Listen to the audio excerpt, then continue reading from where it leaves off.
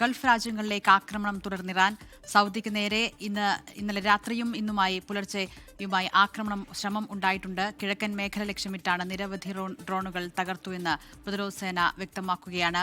ജലീൽ കണ്ണമംഗലം ജിദ്ദയിൽ നിന്ന് വിവരങ്ങളുമായി ചേരുകയാണ്. ജലീൽ, ഇന്നും എല്ലാ ദിവസവും നമ്മൾ പറയുന്നത് സൗദിക്ക് നേരെ ഉണ്ടാകുന്ന ഈ ആക്രമണ ശ്രമം, അത് വെച്ച് തന്നെയാണ് നമ്മൾ എല്ലാ ദിവസവും വാർത്തകൾ തുടങ്ങുന്നത് എന്നാണ് ഏറ്റവും സങ്കടകരമായ കാര്യം. ഇന്നും സൗദിക്ക് നേരെ ഇറാന്റെ ആക്രമണ ശ്രമം ഉണ്ടായി, അത് ചെറുത്തു എന്ന് പ്രതിരോധ സേന പറയുകയാണ്. എന്താണ് മറ്റു വിവരങ്ങൾ? ദിൽന, ഗോകുൽ, സംഘർഷം ഒരു മാസത്തോടടുക്കുമ്പോഴും തുടർച്ചയായ ആക്രമണങ്ങൾ സൗദിക്ക് നേരെ തുടരുകയാണ്. സൗദി പ്രതിരോധ മന്ത്രാലയം അല്പം മുമ്പ് വരെ പുറത്തുവിട്ട റിപ്പോർട്ട് പ്രകാരം കഴിഞ്ഞ രാത്രിയിലും സൗദിക്ക് നേരെ ആക്രമണമുണ്ടായി. 18 ഡ്രോണുകൾ പ്രതിരോധ സേന തകർത്തു. എല്ലാം കിഴക്കൻ പ്രവിശ്യയ്ക്ക് നേരെയാണ് വന്നത്. അമേരിക്കൻ താവളങ്ങളും ഓയിൽ പ്ലാന്റുകളും ഉൾക്കൊള്ളുന്ന തന്ത്രപ്രധാന മേഖലയാണ് സൗദിയുടെ കിഴക്കൻ പ്രവിശ്യ. ഇതാണ് ഈ മേഖല കൂടുതൽ ലക്ഷ്യം വെക്കാനുള്ള കാരണം. കഴിഞ്ഞ ദിവസങ്ങളിലെ അനുഭവങ്ങൾ വെച്ച് നോക്കുമ്പോൾ വരും മണിക്കൂറുകളിലും ഈ ആക്രമണങ്ങളുമായി ബന്ധപ്പെട്ട റിപ്പോർട്ടുകൾ പുറത്തു വരാനുള്ള സാധ്യതയുണ്ട്. ഇന്നലെ പകലും മിനിയാന്ന് രാത്രിയുമായി സൗദിക്ക് നേരെ ഉണ്ടായത് 40ഓളം ആക്രമണ ശ്രമങ്ങളാണ്. എല്ലാം കിഴക്കൻ പ്രവിശ്യയ്ക്ക് നേരെ തന്നെയായിരുന്നു. ഇവിടെ ബാലിസ്റ്റിക് മിസൈൽ തകർത്തപ്പോൾ അതിന്റെ അവശിഷ്ടങ്ങൾ ജനവാസ മേഖലയിലെ 2 വീടുകൾക്ക് മുകളിൽ പതിച്ചിരുന്നു. 2 വീടുകൾക്കും ചെറിയ രീതിയിലുള്ള നാശനഷ്ടങ്ങൾ സംഭവിച്ചിട്ടുണ്ട്. എന്നാൽ സംഭവത്തിൽ ആർക്കും പരിക്കേൽക്കുകയോ ജീവഹാനി സംഭവിക്കുകയോ ചെയ്തിട്ടില്ല എന്ന് പ്രതിരോധ മന്ത്രാലയം അറിയിച്ചു.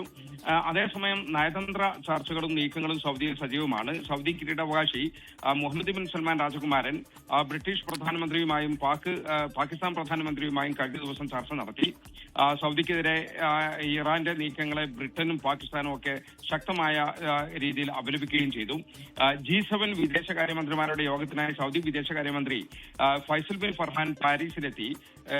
സൗദി G7 അംഗമല്ല, അതിഥി രാജ്യമായാണ് ഇതിൽ പങ്കെടുക്കുന്നത്. മേഖലയിലെ നിലവിലുള്ള സാഹചര്യം യോഗം ചർച്ച ചെയ്യുകയും ചെയ്യും.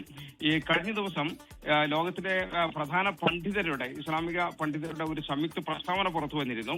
സൗദി അറേബ്യ ഉൾപ്പെടെയുള്ള ഗൾഫ് രാജ്യങ്ങൾക്കെതിരെ ഇറാൻ നടത്തുന്ന ഈ കടന്നുകയറ്റത്തെ ലോകത്തെ ഈ പ്രമുഖ മുഫ്തിമാരും മുതിർന്ന ഇസ്ലാമിക പണ്ഡിതരും ഒക്കെ വളരെ ശക്തമായി അപലപിച്ചു. വിശുദ്ധ ഹറമുകൾ, മക്കയിലും മദീനയിലുമുള്ള വിശുദ്ധ ഹറമുകൾ സ്ഥിതി ചെയ്യുന്ന സൗദി അറേബ്യയുടെ സുരക്ഷയ്ക്ക് ഭീഷണി ഉയർത്തുന്നത് അംഗീകരിക്കാനാവില്ല.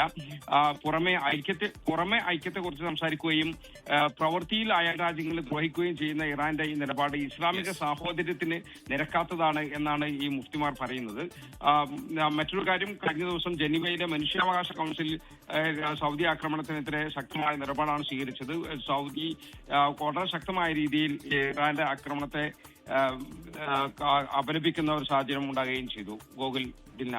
ശരി, ജലീൽ കണ്ണമംഗലമാണ് ജിദ്ദയിൽ നിന്ന് വിവരങ്ങൾ നൽകിയത്. സൗദിയിൽ ഇപ്പോഴും ഈ ചർച്ചകളൊക്കെ ഒരു വശത്ത് തുടരുമ്പോഴും സൗദിയിൽ എല്ലാ ദിവസവും ഈ ആക്രമണത്തിന്റെ വാർത്തകളാണ് വരുന്നത്. പക്ഷെ അത് വളരെ സമർത്ഥമായി, അല്ലെങ്കിൽ അതിനെ വളരെ എഫക്റ്റീവായി തന്നെ സൗദി പ്രതിരോധ സേന പ്രതിരോധിക്കുന്നുമുണ്ട്.